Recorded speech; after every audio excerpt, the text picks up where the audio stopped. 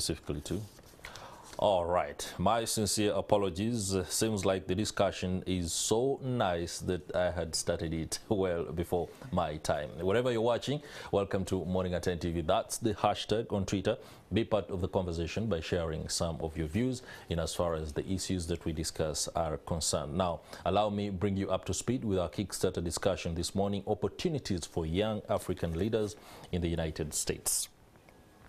The Mandela Washington Fellowship for Young African Leaders is the flagship program of the United States government's Young African Leaders Initiative. Since 2014, nearly 5,800 young leaders from every country in sub-Saharan Africa have participated in the fellowship. Each year, the fellows participate in 6-week leadership institutes studying business, civic engagement, or public management at U.S. colleges. Over the past 8 years of the fellowship, the program has received nearly 300,000 applications from 49 sub-Saharan countries for 5,800 slots. YALI was created in 2010 by President Barack Obama but established in 2014 as the Mandela Washington Fellowship and has brought nearly, as spoken earlier, 5,800 young leaders from across sub-Saharan Africa. Right in the studio this morning is the Public Affairs Counselor at the U.S. Embassy, Ms. Ellen Massey, and of course one of the fellows from the Mandela Washington Fellowship, Christine Adero, joining us this morning. Ladies, welcome to Morning at NTV. I am emboldened by your presence here. Thank you for having us. How are you doing? Great. First, bring us up to speed with what the Mandela Washington Fellowship for Young African Leaders is and what it exactly aims to achieve. Sure. So it's actually part of a larger umbrella group of the Young African Leadership Initiative started by President Obama, as you mentioned, in 2010. Yeah. Then in 2014, the flagship program, what became the flagship program, the Mandela Washington Fellowship, identified young leaders in public management, civic engagement, and business to go to the United States for a 6-week program. It's based at U.S. colleges and universities, but it's not purely academic in nature. It's really more of a practical experience, a collaboration and exchange of ideas among the fellows from across the continent, as well as with American facilitators and others that they get to meet while they're there.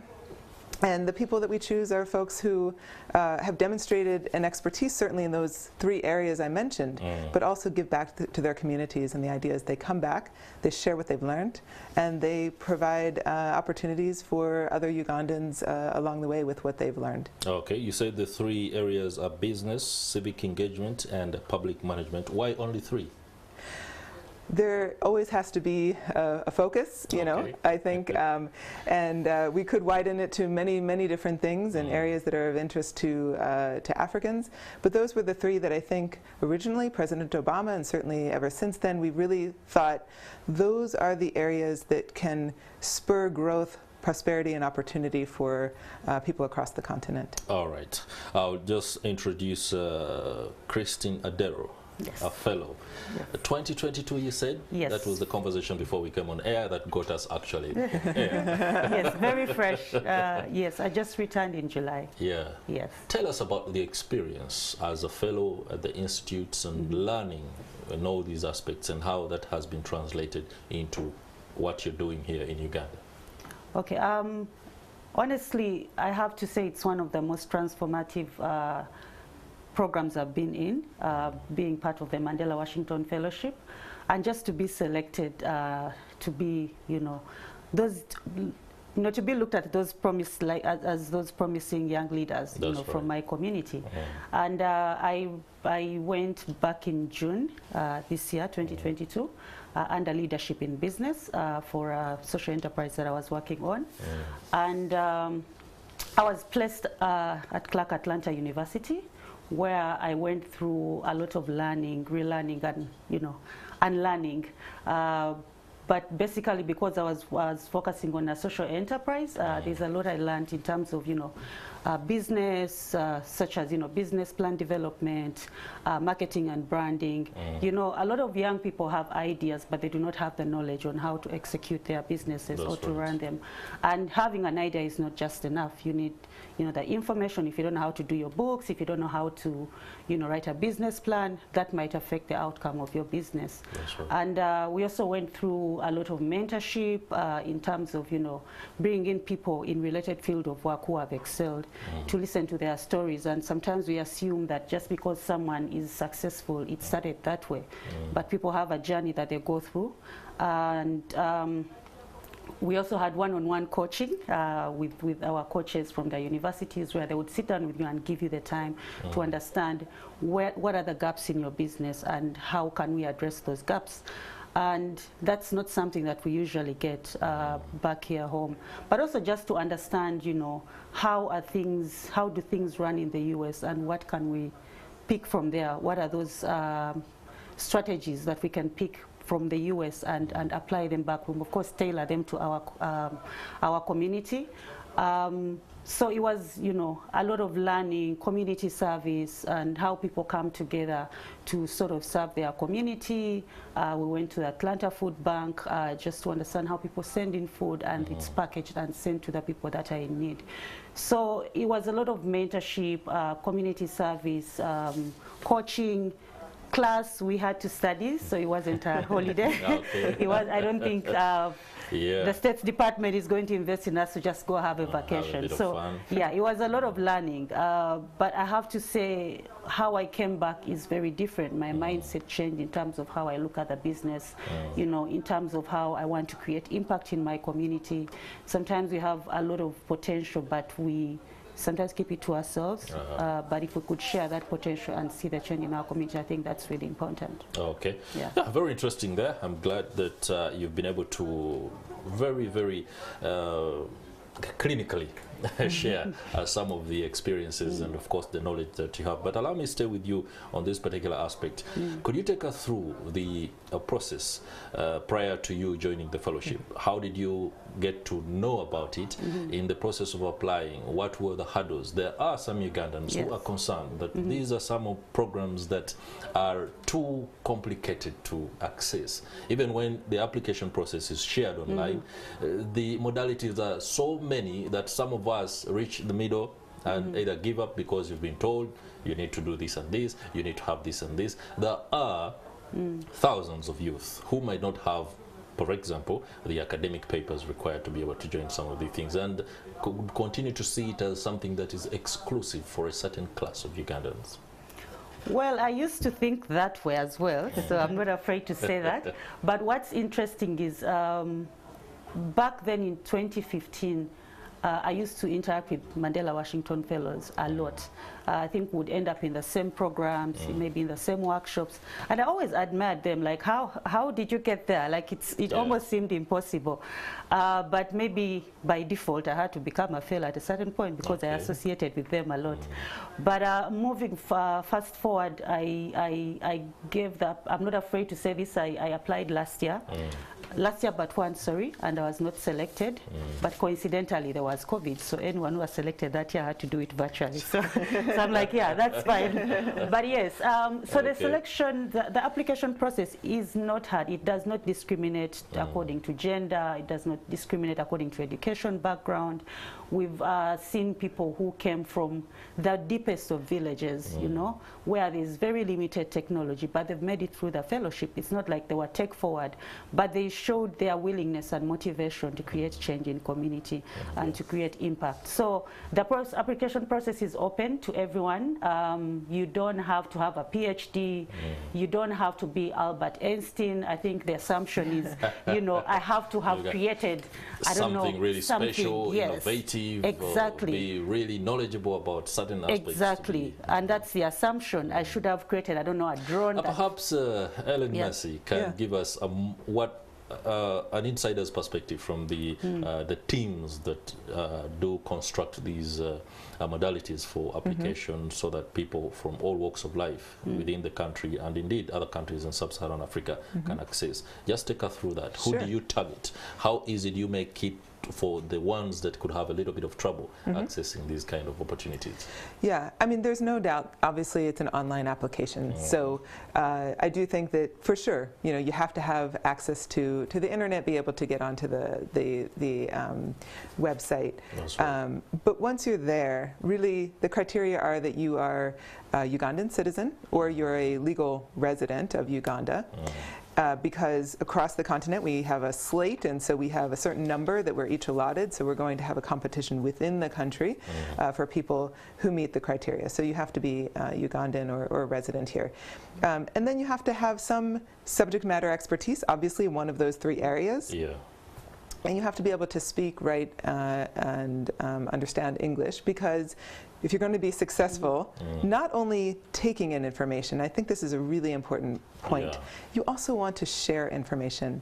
You know, one of the things about the Mandela Washington Fellowship and all of our exchange programs is that Americans learn a lot about Ugandans and about the rest of the continent. And I think everybody knows that Americans don't know as much as they should about the continent. I mean, let me be honest about it. When we send people, particularly smart, innovative, creative people to the United States, a whole world opens up for Americans to better understand the continent. So that's also a really important piece. So people have to be able to communicate what they understand and know about the sector that they're involved in. That's right. And then, you know, this piece about, you know, you don't have to have been perhaps the person who created the most unique, innovative thing, but you have to have had some kind of impact on your community.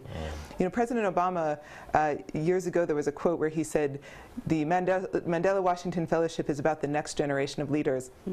And I used to say, well, I don't really want to quibble with the former president. However, I would argue these people are leaders now. They're already demonstrating, the leadership in those. And public management is a field that badly needs expertise. It needs young people to be able to run some of the establishments and institutions of government. I would like to ask you the question. Over the years, since 2014, all the cohorts that have been at the Mandela Washington Fellowship, how do you track progress in the kind of work they do that kind of brings light to the transformative nature of the knowledge they have acquired and how they are impacting communities where they are? Do you have a tracking system? And if so, could you please share some of these stories?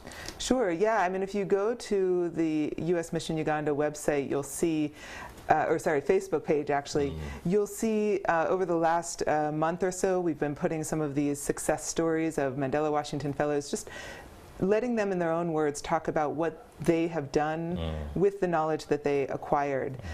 So in terms of sort of a quantitative approach, I wouldn't say we necessarily have, you know, the measurement in that way. But instead what we've done is kept in touch with the alumni, and that's true of all of our exchange programs. This isn't one and done. You go to the United States, you come back and you say, that was a great experience, perhaps I'm doing something in my community, but that's it. Exactly. No, especially, you know, we have impact awards, we have grants that people can apply for. Sometimes people can be part of a leadership group across the continent of alumni, and they work together to continue the networking and to provide opportunities for people. So really we're tracking you know, what is the follow-on that happens when people come back. You know, we have a fellow here, so can you tell us exactly what you're doing in terms of the work and how that is helping wherever you are?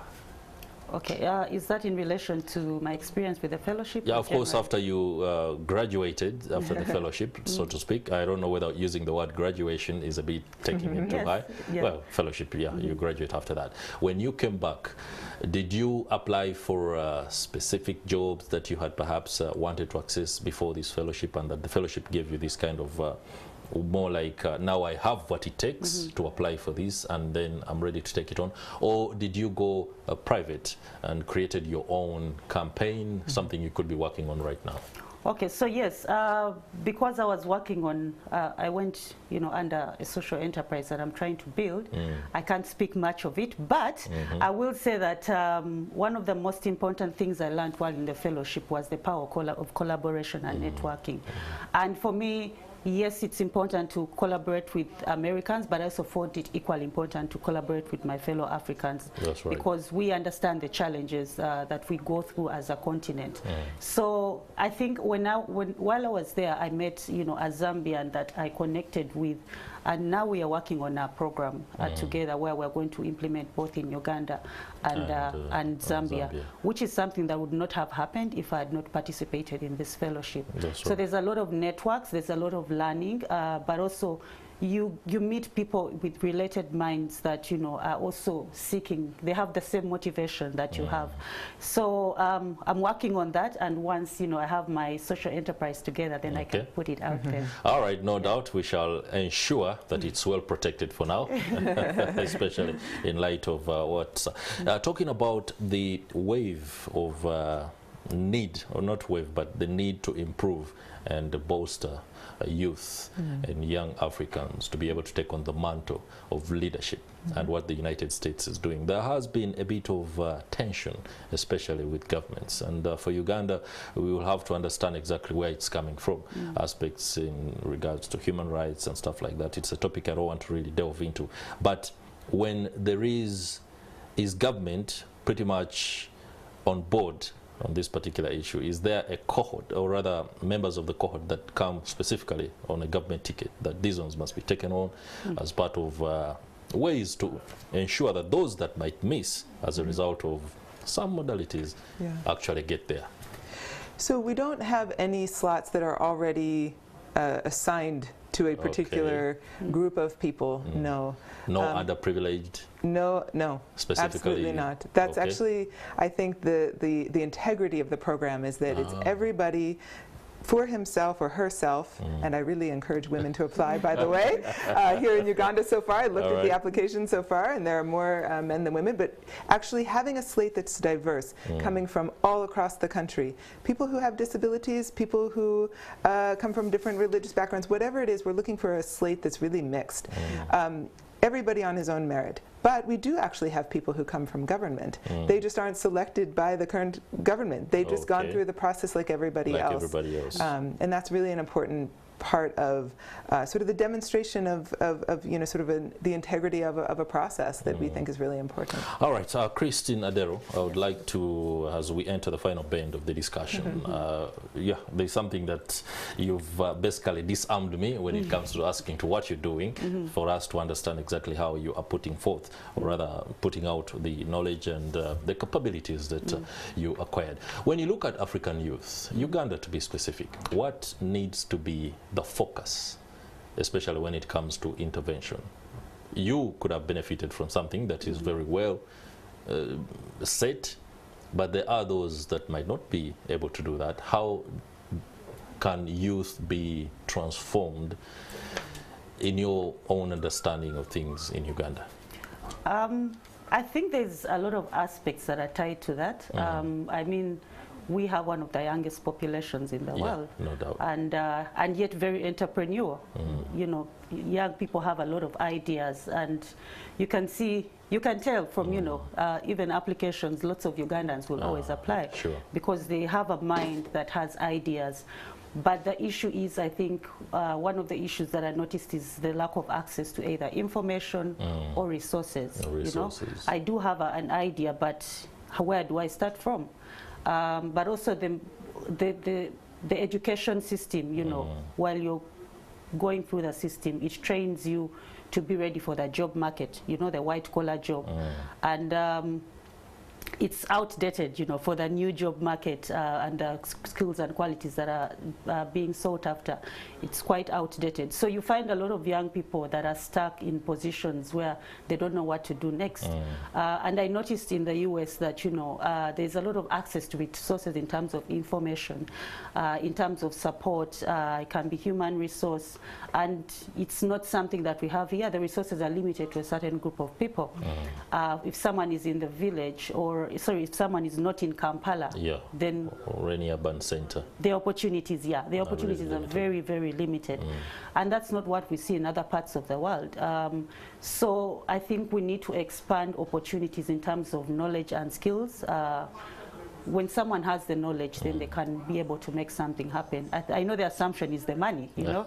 I don't have the money, but if you have the idea, yes, it's all right. Talking about expanding things, what are the numbers for every intake, and could that be improved so that you accommodate a little bit more? Listen, I'm there with you. I would love to bring as many people as we possibly can, because in my experience across the continent, I've worked in Kenya, the DRC, South Africa, and now Uganda. There are way more people who are talented and really have the criteria to be involved in these programs than we have slots for. You know, over the years, those numbers have fluctuated a little bit, and essentially we found the sweet spot for how many people the organization that runs the program can accommodate in the United States with these different universities, you know, and make sure that they get the experience that they really deserve, the best experience possible. So look, we're always advocating for more slots. We have many more programs than just the Mandela Washington Fellowship. There are other opportunities people can find on our website or our Facebook pages, but you know, we're always looking for more opportunities, yes. Okay. Allow me ask a little boy's question. When you were going through the instruction and all the activities that were put together, did you interface with President Barack Obama? Unfortunately not. I think it was the first few years that were able to meet him in person, but not for our year. Okay, not for you, yeah. Would have loved to, but no. All right, now allow me ask you to do a wrap. What could I have missed in terms of what you guys are up to? To be honest, it's what I've missed. So in addition to the Mandela Washington Fellowship, there's a YALI network. You go to yali.state.gov. It's many, many online resources. If you don't apply or don't get into the program, that's that opportunity. The Regional Leadership Center based in Nairobi is another opportunity, as well as several other programs that we have. I would also say I didn't mention that 25 to 35 is the sort of age range that we're looking at. 25 to 35. 25 to 35. Okay. And then lastly, if people are looking for more information or want an opportunity to ask questions, we'll have a Twitter space at U.S. Mission Uganda, and that's on Thursday at 3 o'clock, and people can tune in. All right. Christine Adero? Yes, I would. As you wrap this up, also please help us understand, at any one point within either the application, or was there a cost imperative on your part at any one time, or it wasn't cost? For example, did you have to pay for anything, or it was entirely taken care of by Barack Obama, so to speak? Well, everything is fully funded from, you know, when you leave to when you arrive there. Everything is catered for, not to the point where, you know, but yeah, it's a fully funded program. You don't have to pay for your ticket, you don't have to pay for your accommodation. Everything is catered for. Yes, I would really encourage everyone to apply. This is an opportunity that, you know, they don't come easily, and you would never know if you don't try, if you don't give it a try. So please apply. Go to start your application now. Don't wait last minute, and then, you know, the system is shutting, and you're shaking. So start now. Yeah, give it a try. Yeah, just take us through the exact portal and the modalities for application. I know she has spoken about that, but you are the fellow. You did that, so we shall be glad to hear from you. The exact portal to apply from? I might not know the link exactly, but MandelaWashingtonFellowship.org. Yes. When you read there, you look out for that particular. That's right. So yes, you find the apply, and it will show you the requirements that are, you know, for you to be able to go through the program. Like I said, it does not segregate. Yeah. All right, Christine Adero and Ellen Massey, many thanks for the insight and perspective on this very transformative initiative that has been undertaken by the United States government. The word itself is inspirational. Nelson Mandela, of course, when you hear that, then you know that everything leadership and, well, good morals and stuff like that is what he represents. We are emboldened by the fact that you are doing this kind of work as part of the United States Embassy in Uganda. Many thanks for joining us for the show. Thank you. Thank you for having me. All right, there you have it. We had Ellen Massey, the Public Affairs Counselor at the U.S. Embassy in Kampala, as well as Christine Adero, one of the fellows that have benefited from this good initiative. That will do it for the Kickstarter discussion. I'm Chris Higenyi. Morning at NTV is what you're watching. watching. That's the hashtag on Twitter. We are glad that you are part of the conversation. Please continue to be, because it emboldens our own ability to amplify the issues of the day. Stay with us.